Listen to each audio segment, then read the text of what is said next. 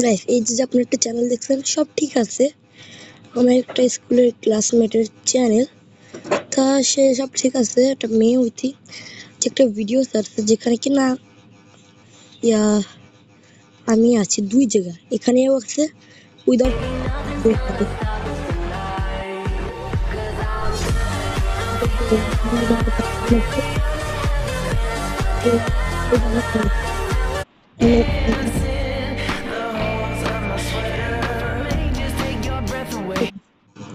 এখানে আমার ভিডিও ছাড়া আছে।